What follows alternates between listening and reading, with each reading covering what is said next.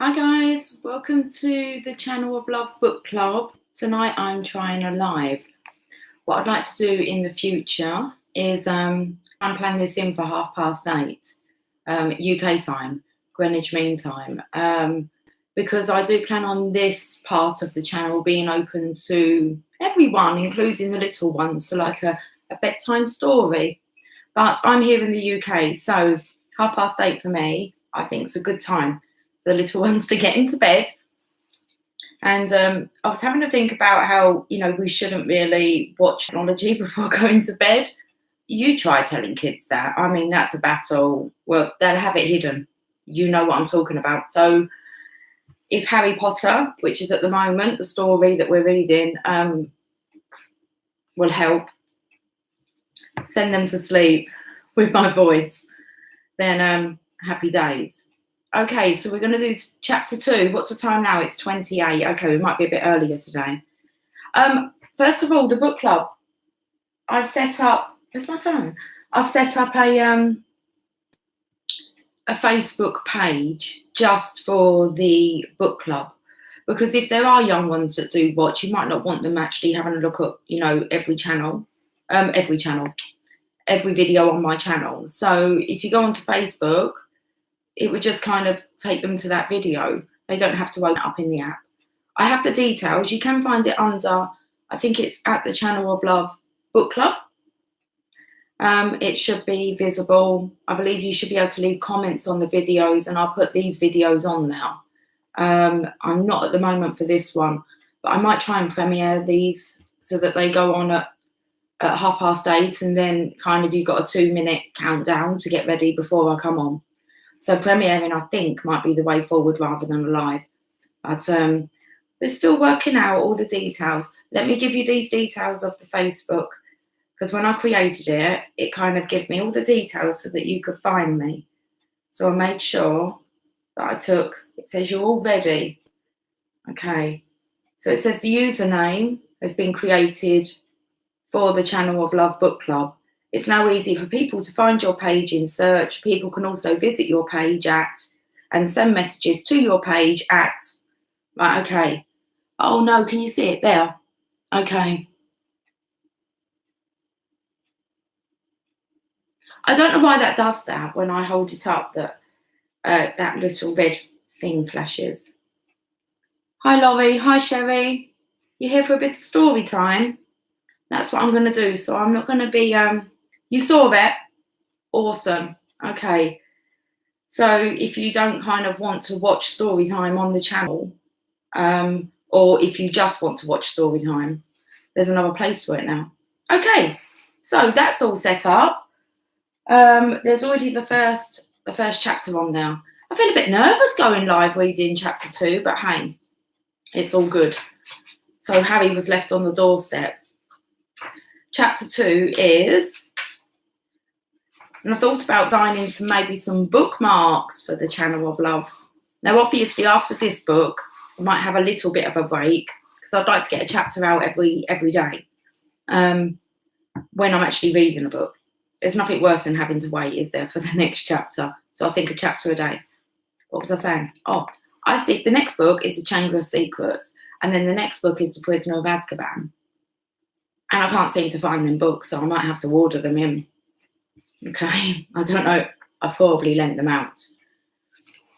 Are we past? Oh, we're just over. Okay. Right. Right. I'm not reading your Laurie, we're going to get you into a good mood. We've got Harry Potter coming. The Vanishing Glass. Okay, chapter 2. Got a big cup of coffee.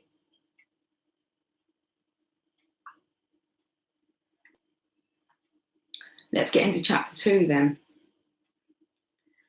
Nearly 10 years had passed since the Dursleys had woken up to find their nephew on the front step, but Privet Drive had hardly changed at all. The sun rose on the same tidy front gardens and lit up the brass number 4 on the Dursleys' front door. It crept into their living room, which was almost exactly the same as it had been on the night when Mr. Dursley had seen the fateful news reports about the owls. Only the photographs on the mantelpiece really showed how much time had passed. 10 years ago, there had been lots of pictures of what looked like a large pink beach ball wearing different coloured bobble hats. But Dudley Dursley was no longer a baby, and now the photograph showed a large blonde boy riding his first bicycle on a roundabout at the fair, playing a computer game with his father, being hugged and kissed by his mother. The room held no sign at all that another boy lived in the house too.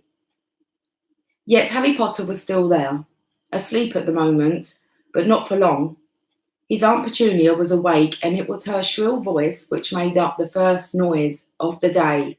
Up! Get up now! Harry woke with a start. His aunt rapped on the door again. Up! She screeched. Harry heard her walking towards the kitchen, and then the sound of the frying pan being put on the cooker. He rolled onto his back and tried to remember the dream he had been having. It had been a good one. There had been a flying motorbike in it. He had a funny feeling he'd had the same dream before. His aunt was back outside the door. Are you up yet? She demanded. Nearly, said Harry. Well, get a move on. I want you to look after the bacon, and don't you dare let it burn. I want everything perfect on Dudley's birthday. Harry groaned. What did you say? His aunt snapped through the door. Nothing. Dudley's birthday. How could he have forgotten? Harry got slowly out of bed and started looking for socks. He found a pair under his bed, and after pulling a spider off of one of them, put them on. Harry was used to spiders because the cupboard under the stairs was full of them, and that's where he slept. When he was dressed, he went down the hall into the kitchen. The table was almost hidden beneath all Dudley's birthday presents. It looked as though Dudley had got a new computer he wanted, not to mention the second television and the racing bike.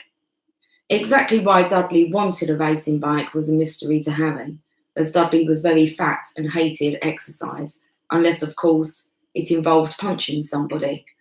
Dudley's favourite punch bag was Harry, but he couldn't often catch him. Harry didn't look it, but he was very fast. Perhaps it had something to do with living in a dark cupboard, but Harry had always been small and skinny for his age. He looked even smaller and skinnier than he really was, because all he had to wear were old clothes of Dudley's, and Dudley was about 4 times bigger than he was. Harry had a thin face, knobbly knees, black hair, and bright green eyes. He wore round glasses held together with a lot of sellotape because of all the times Dudley had punched him on the nose. The only thing Harry liked about his own appearance was a very thin scar on his forehead, which was shaped like a bolt of lightning. He had had it as long as he could remember, and the first question he could ever remember asking his Aunt Petunia was how he had got it. In the car crash when your parents died, she had said, and don't ask questions. Don't ask questions.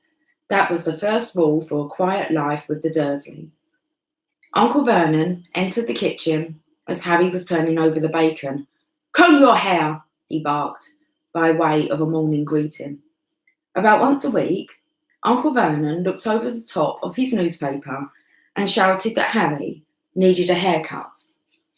Harry must have had more haircuts than the rest of the boys in his class put together, but it made no difference. His hair simply grew that way, all over the place. Harry was frying eggs by the time Dudley arrived in the kitchen with his mother. Dudley looked a lot like Uncle Vernon. He had a large pink face, not much neck, small watery blue eyes, and thick blonde hair that lay smoothly on his thick, fat head. Aunt Junior often said that Dudley looked like a baby angel. Harry often said that Dudley looked like a pig in a wig. Harry put the plates of egg and bacon on the table, which was difficult as there wasn't much room. Dudley, meanwhile, was counting his presents. His face fell. "36," he said, looking up at his mother and father. "That's 2 less than last year. Darling, you haven't counted Auntie Marge's present, see? It's here under the big one from Mummy and Daddy." "All right, 37 then," said Dudley, going red in the face. Harry could see a huge Dudley tantrum coming on. Began wolfing down his bacon as fast as possible in case Dudley turned the table over. Aunt Petunia obviously scented danger too, because she said quickly, "And we'll buy you another 2 presents while we're out today. How's that, Popkin? 2 more presents. Is that all right?" Dudley thought for a moment. It looked like hard work. Finally, he slowly said, "So I'll have 39 sweetums," said Aunt Petunia. "Oh," Dudley said. Dudley sat down heavily and grabbed the nearest parcel. "All right then." Uncle Vernon chuckled. "Little Tyke wants his money's worth, just like his father. Atta boy, Dudley." He ruffled Dudley's hair. At that moment, the telephone rang, and Aunt Petunia went to answer it while Harry and Uncle Vernon watched Dudley unwrap the racing bike, a cine camera, a remote control aeroplane, 16 new computer games, and a video recorder. He was ripping the paper off a gold wristwatch when Aunt Petunia came back from the telephone looking both angry and worried. "Bad news, Vernon," she said. "Mrs. Figg's broken her leg. She can't take him." She jerked her head in Harry's direction.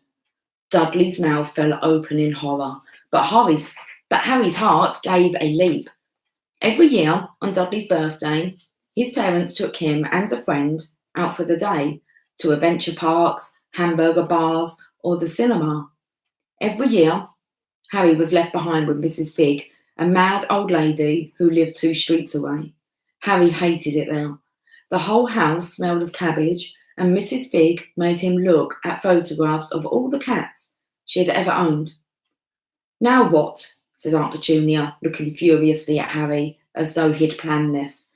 Harry knew he ought to feel sorry that Mrs. Figg had broken her leg, but it wasn't easy when he reminded himself it would be a whole year before he had to look at Tibbles, Snowy, Mr. Paws, and Tufty again.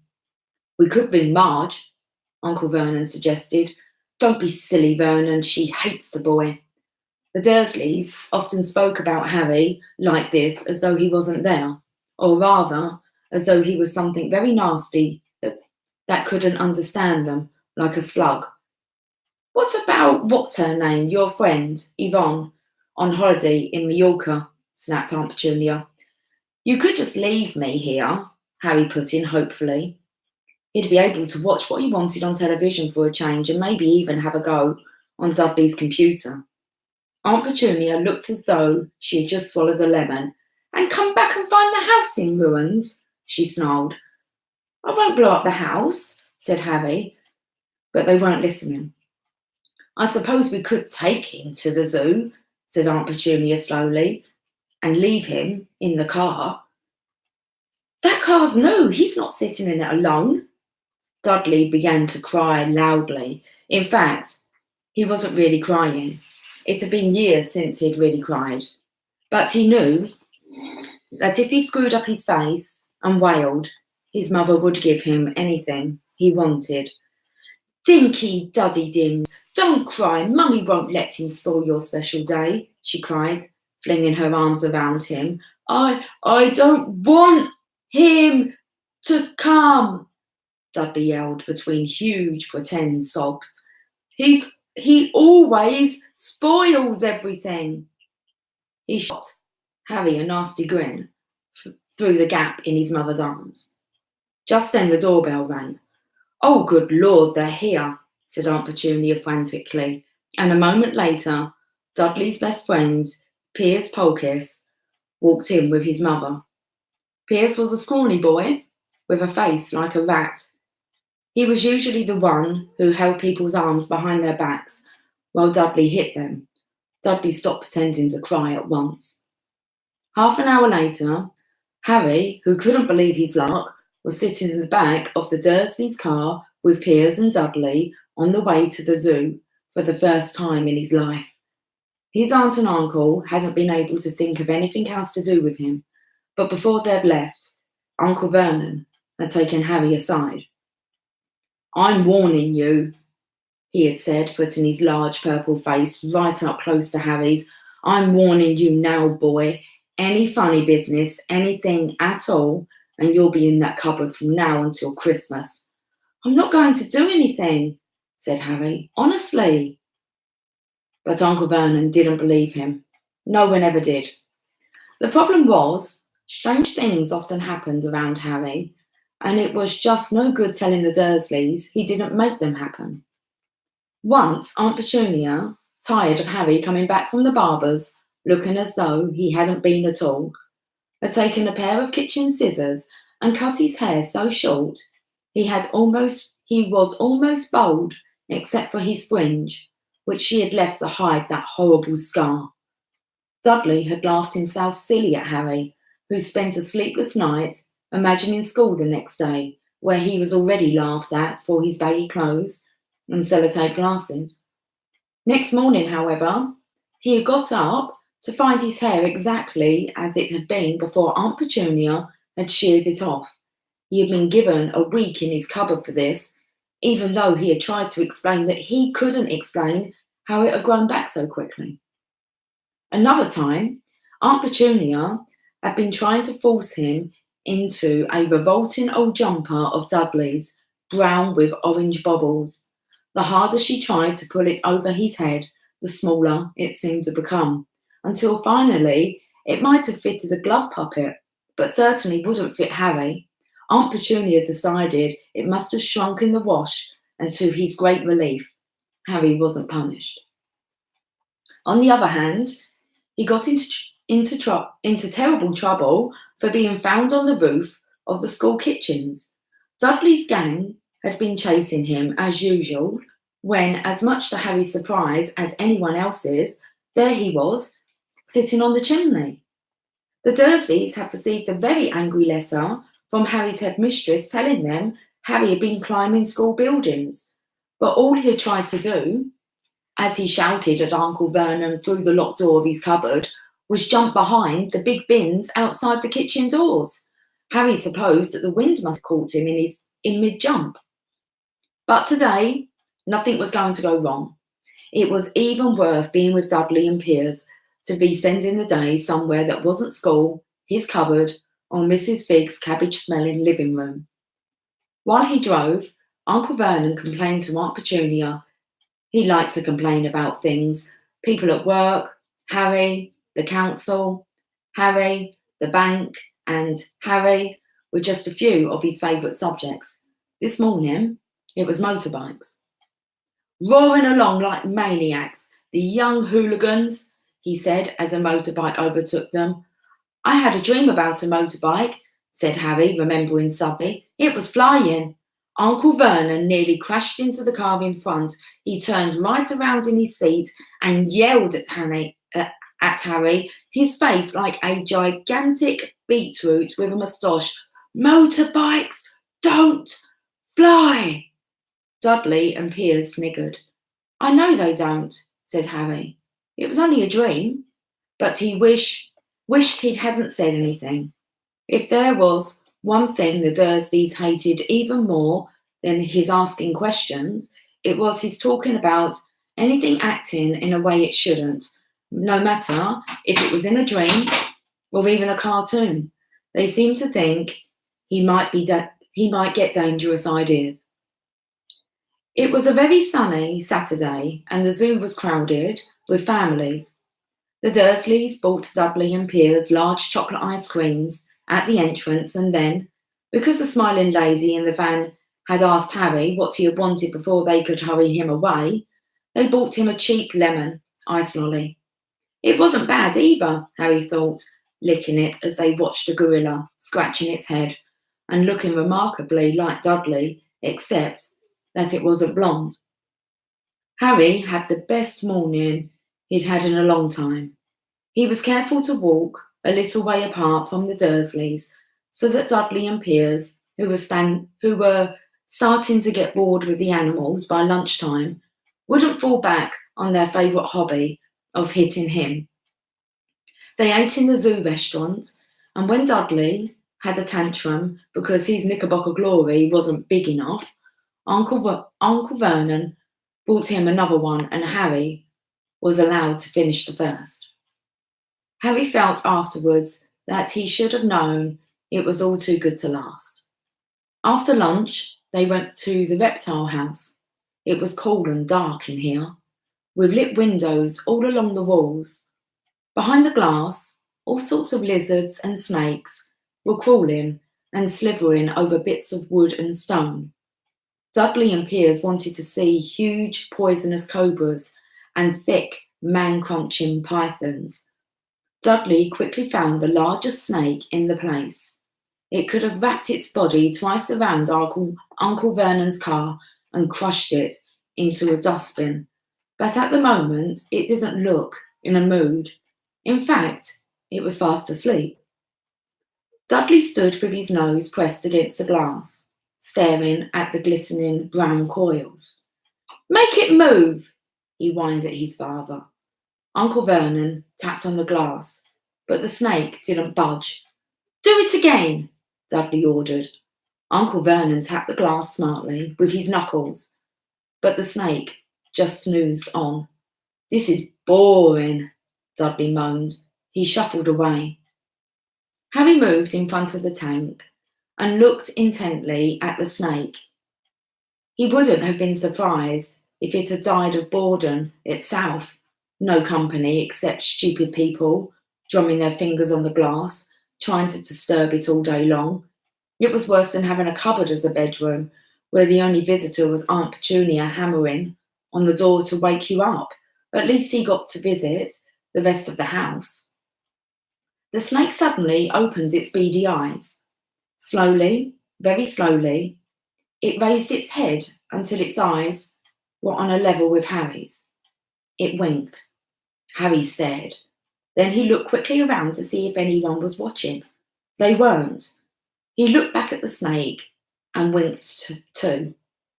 The snake jerked its head towards Uncle Vernon and Dudley, then raised its eyes to the ceiling. It gave Harry a look that said quite plainly, "I get that all the time." "I know," Harry murmured through the glass, though he wasn't sure the snake could hear him. It must be really annoying. The snake nodded vigorously. "Where did you come from, anyway?" Harry asked. The snake jabbed its tail at a little sign next to the glass. Harry peered at it. Boa Constrictor, Brazil. Was it nice there? The boa constrictor jabbed its towel at the sign again, and Harry read on. This specimen was bred in the zoo. Oh, I see. So you've never been to Brazil? As the snake shook its head, a deafening shout behind Harry made both of them jump. Dudley! Mr. Dursley! Come and look at this snake! You won't believe what it's doing. Dudley came waddling towards them as fast as he could. Out of the way, you! He said, punching Harry in the ribs. Caught by surprise, Harry fell hard on the concrete floor.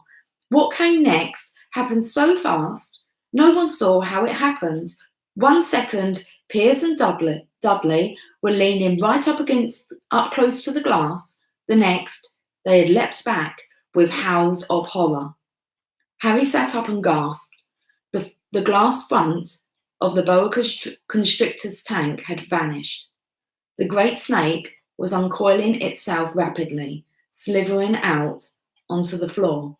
People throughout the reptile house screamed and started running for the exits. As the snake slid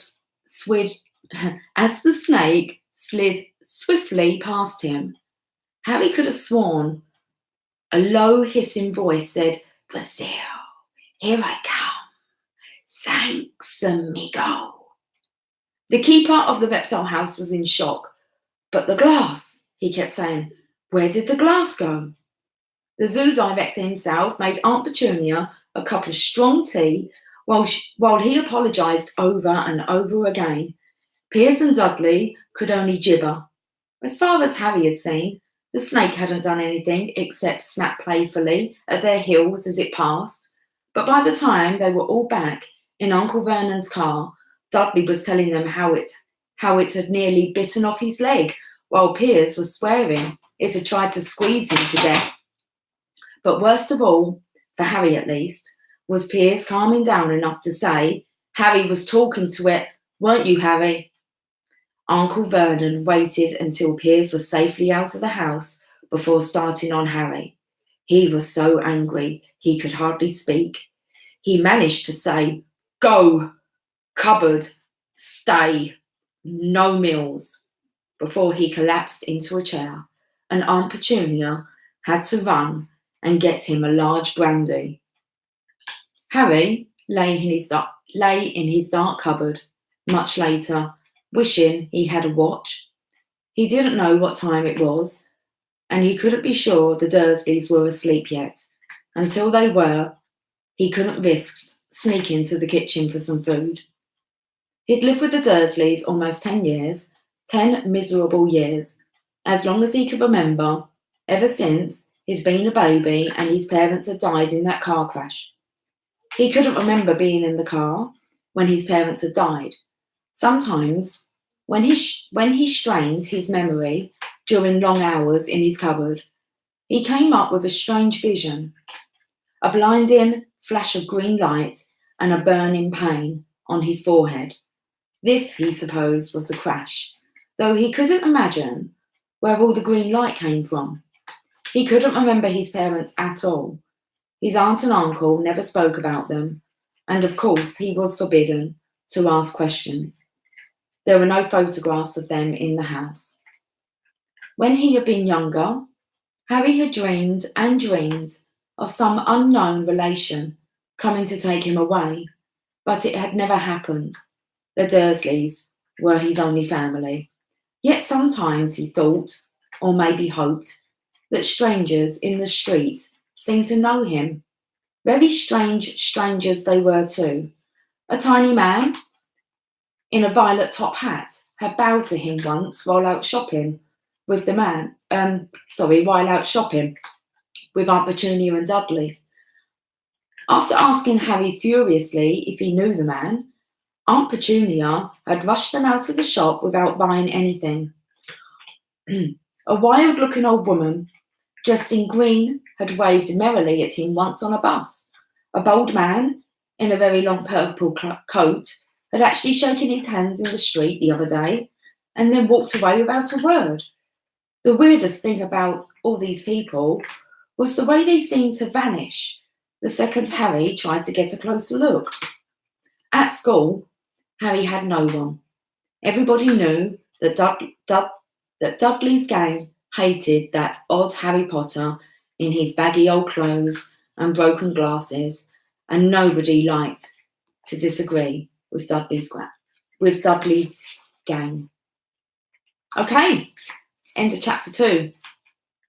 Okay, the next chapter is the letters from no one. Guys, thank you for joining me. That was under half an hour today. That's awesome. Okay. I will catch up with you all soon. Until then, remember to check out the Facebook page for the Channel of Love book club. Okay, guys. Much love. If you're off to bed, sweet dreams. Take care. Bye for now.